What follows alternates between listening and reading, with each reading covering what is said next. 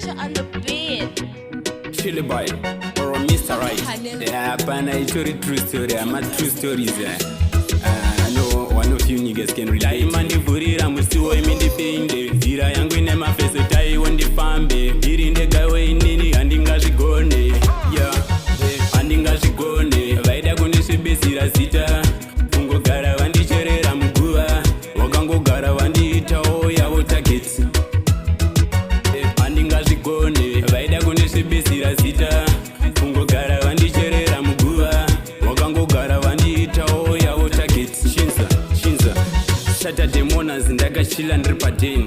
Conva yapinda from one of my niggas. Ganzi chili muita send card boy sema deals. Ganzi chili ya udara nini si paya. Ganzi mkazi wemunu udanana ne mkazi wemunu. Mkazi wemunu udanana ne mkazi wemunu. Yeah, andingazvigone. Vaida kundisvibisira zita. Kungogara vandicherera muguva. Wakangogara vandiitawo yavo targets. Andingazvigone. Vaida kundisvibisira zita. Kungogara vandicherera muguva. Wakangogara vandiitawo yavo targets.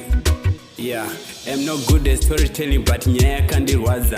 Genga rangu social media mawani. Ndakamuka monas pa Facebook ndichitrenda.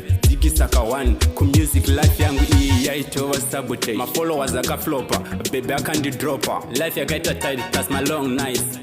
Food ndaskabate ndisina appetite. Yeah, andingazvigone. Vaida kundisvibisira zita.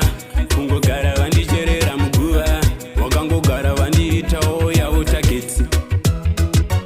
Andingazvigone. Vaida kundisvibisira zita. Kungogara vandicherera muguva.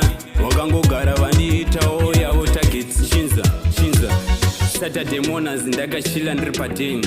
Conva yapinda from one of my niggas. Ganzi chili muita send card boy sema deals. Ganzi chili ya udara nini si paya. Ganzi mkazi wemunu udanana ne mkazi wemunu. Mkazi wemunu udanana ne mkazi wemunu. Yeah, andingazvigone. Vaida kundisvibisira zita. Kungogara vandicherera muguva. Wakangogara vandiitawo yavo targets. Andingazvigone. Vaida kundisvibisira zita.